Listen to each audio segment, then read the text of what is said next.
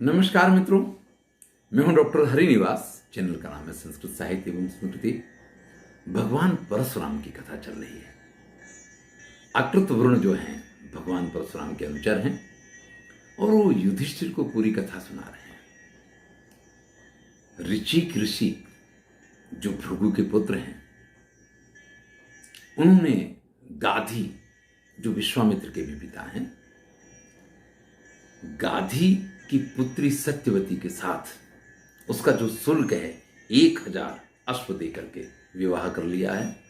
धर्मेण लब्ध्वा ताम भार्याम ऋचिको द्विज सत्यमः यथा कामम यथा जोशम तयारे में सुमध्यमाम। अब तो एक सुंदर पत्नी उसके साथ में ऋचिक ऋषि बड़े आनंद के साथ रहने लग गए हैं।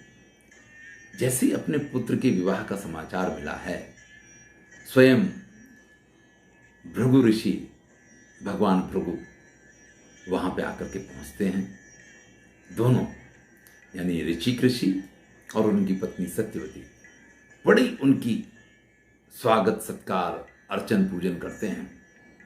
और इससे वैसे भी पिता तो प्रसन्न ही होता है।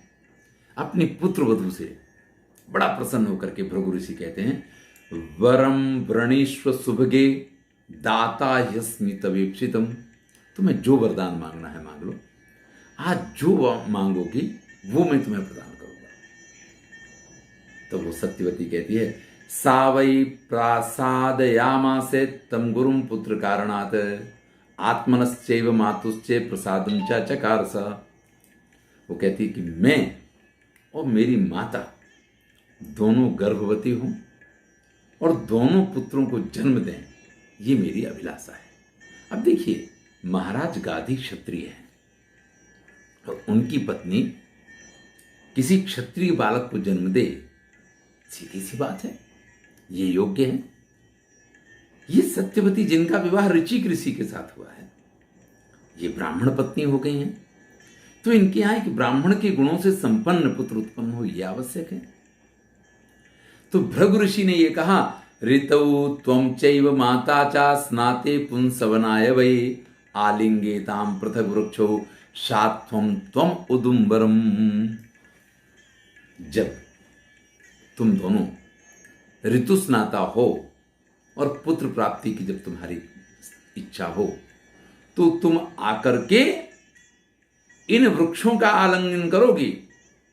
तुम्हारी माता जो है वो इस पीपल के वृक्ष का आलिंगन करेंगी और तुम गूलर के वृक्ष का आलिंगन करोगी।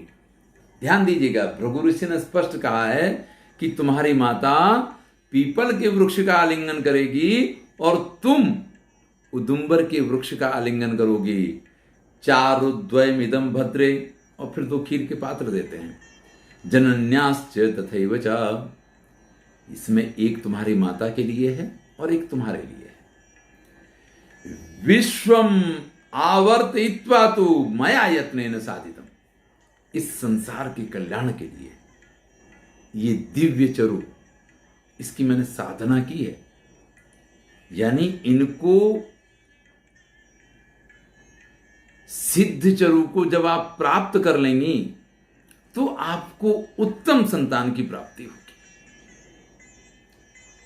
भृगु ऋषि ने तो ये कह दिया और ये बड़ा स्पष्ट शब्दों में कहा कि तुम्हारी माता पीपल के वृक्ष का आलिंगन करेंगे, तुम उदुम्बर के वृक्ष का आलिंगन करोगे। इस कटोरी की खीर तुम्हारी माता खाएंगी और इस कटोरी की खीर तुम खाओगे। दोनों पात्र अलग अलग दिए हैं, दोनों वृक्ष अलग अलग बताए हैं, क्योंकि दोनों को अलग अलग प्रकार की संतान की आवश्यकता है। एक को क्षत्रिय गुण संपन्न संतान चाहिए और एक को ब्राह्मण गुण संपन्न संतान चाहिए।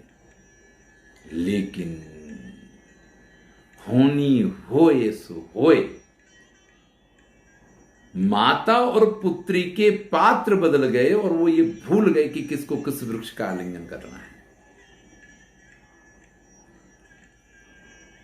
ऋचिक ऋषि की पत्नी जो सत्यवती है, वो अपनी माता को अपना पात्र दे देती है और माता का पात्र स्वयं रख लेती है। वो पीपल के वृक्ष का आलिंगन करती है, उसकी माता उदुम्बर वृक्ष का आलिंगन करती है। भृगु ऋषि इस पूरी प्रक्रिया को जान गए, तो आकर के कहते हैं विपरीतेन ते शुभ्र मात्रा चैवासि वंचिता ब्राह्मणा क्षत्रवृत्तिर्वै तव पुत्रो भविष्यति। तुम्हारे और माता के बीच में ये विपरीत व्यवहार हो गया है। जिस बालक का मातृत्व तो तुम्हें मिलना था, तुमने वो सब कुछ अपनी माता को दे दिया, और तुम्हारी माता को जिस बालक का मातृत्व मिलना था वो तुमने ले लिया। अब तो तुम्हारे यहां क्षत्रिय के गुणों से संपन्न पुत्र का जन्म होगा, और तुम्हारी माता के यहां जो क्षत्रिय होगा ब्राह्मणाचारो मातुस्तव सुतो महान, तुम्हारी माता का महान पुत्र जो क्षत्रिय कुल में तो जन्म लेगा, लेकिन जो ब्राह्मण के गुणों से युक्त होगा। भविष्यति महावीर्या साधु नाम मार्ग मास्थिता, और जो साधुओं के मार्ग का अनुसरण करेगा। तो यहां पे विश्वामित्र का जन्म हुआ। गाधी सुत विश्वामित्र का जन्म यहां हुआ है, जो जन्मे तो क्षत्रिय कुल में, लेकिन बाद में ब्रह्मर्षि बने, और कितने श्रेष्ठ ऋषि बने उनकी कथा तो सभी लोग जानते हैं। लेकिन दूसरी तरफ वो सत्यवती, जिससे भगवान भृगु ने यह कहा कि अब तुम्हारे यहां क्षत्रिय गुणों से संपन्न पुत्र का जन्म होगा, वो बड़ी व्याकुल हो जाती है, वो दुखी हो जाती है। एक ब्राह्मण के घर में एक क्षत्रिय जो हिंसक भी हो सकता है, जो ब्राह्मण धर्म का पालन तो कैसे भी नहीं करेगा, अगर ऐसे पुत्र का जन्म होगा तो मेरा तो सारा धर्म ही भ्रष्ट हो जाएगा। तो प्रार्थना करती है, न मे पुत्रो भवेद ईद्रक कामम पौत्रो भवेदिति। इतनी कृपा करो महाराज कि मेरा पुत्र ऐसा ना हो, पौत्र फिर भले ऐसा हो जाए, मेरे सिर से तो बला टल जानी चाहिए। इस प्रकार से सत्यवती ने जब भगवान भृगु से वरदान मांगा है, तो उस वरदान के प्रभाव से जब इनके यहां जमदग्नि का जन्म हुआ है, जमदग्निम ततः पुत्रम जग्ने सा काल आगते, समय आने पे जमदग्नि को जन्म देती है। इन जमदग्नि में सभी प्रकार की शस्त्र विद्याओं का ज्ञान था, लेकिन चूंकि भगवान ने उनको ये वरदान दे दिया था कि ठीक है, तुम्हारे पुत्र में क्षत्रियोचित गुणधर्म होते हुए भी ब्राह्मणत्व रहेगा, लेकिन पौत्र जो है वो तो क्षत्रियों के समान ही गुणधर्म वाला होगा।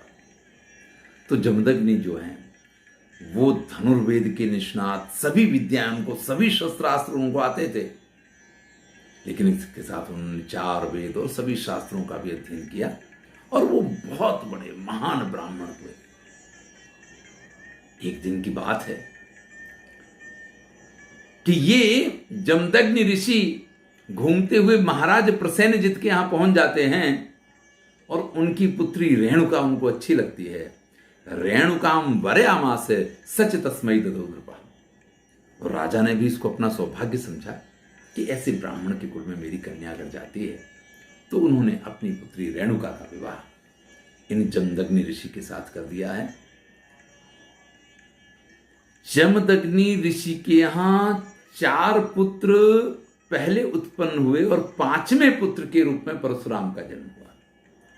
परशुराम वैसे तो सबसे छोटे थे, सर्वेशाम अजगन्यस्तु राम आसी जघन्य का, वो थे तो सबसे छोटे, लेकिन गुण धर्म स्वभाव सब चीजों से वो सबसे बड़े हों, इस प्रकार का उनका व्यवहार रहता था। इसी प्रकार से सारे कार्य वो किया करते थे। एक दिन की बात है, इन 5 पुत्रों की माता वो रेणुका एक दिन नदी में जब स्नान करने के लिए जाती है, जल लेने के लिए वहां से जाती है, तो वहां सातु चित्र रथम नाम मार्तिकावतकम नृपम, मार्तिकावत के राजा चित्ररथ को अपनी रानी के साथ और उस नदी में वो जल स्नान या जल क्रीड़ा करते हुए देखती है, और रेणुका से रहा नहीं जाता है। उसके मन में उस चित्ररथ को देख करके जो विकार उत्पन्न होता है वो अपने हाव भाव भूल जाती है, वहीं नदी में बेसुध जैसी हो जाती है। और जब घर वापस आती है तो जमदग्नि ऋषि को पूरी बात का पता लग जाता है कि इसने मानसिक रूप से उस चित्ररथ के साथ में रमण किया है और तभी इसकी ये दशा है। तुरंत ही अपने पुत्रों को आज्ञा देते हैं। रुमणवान, सुषेण, वसु और विश्वावसु, ये 4 बड़े पुत्रों के नाम हैं।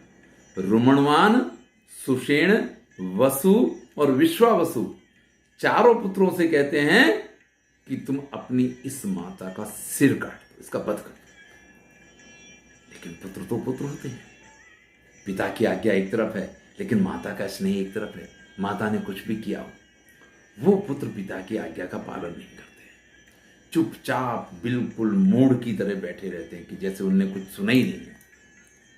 तब जमदग्नि ऋषि को भयंकर क्रोध आता है और तुम जैसे जड़ हो ऐसे ही पशुओं की तरह तुम जड़ हो जाओ, ये शाप दे देते हैं। उसी समय वहां परशुराम आते हैं। जमदग्नि ने उसी प्रकार से परशुराम को आज्ञा दी। कहते हैं जहिमाम मातरम पापाम माच पुत्र वृथाम प्रधा तद आदाय परसुम रामो मातु शिरोहरत।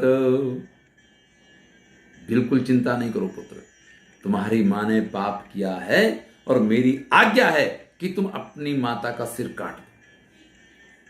इधर पिता ने आज्ञा दी, उधर परशुराम ने अपने हाथ के फरसे से तुरंत माता का सिर काट दिया। माता का सिर कटा तो जिस क्रोध के कारण जमदग्नि ऋषि इतने भभक रहे थे वो कारण खत्म हुआ। और जब क्रोध का कारण खत्म होता है तो हमेशा रौद्र रस के बाद करुण रस की स्थिति आती है। अब जमदग्नि ऋषि को ख्याल आया है कि उनने क्रोध में आकर के, आवेग में आकर के सिर्फ पत्नी को ही नहीं 4 पुत्रों को भी एक तरीके से खो दिया, क्योंकि उनको साफ दिया कि वो जड़ हो जाए।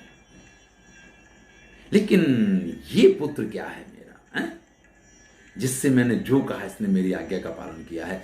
तुरंत परशुराम से कहते हैं वृणीश्व कामान धर्मज्ञ यावतो वांछ से हृदय, तुम्हें जो चाहिए वो वरदान तुम मुझसे मांग लो।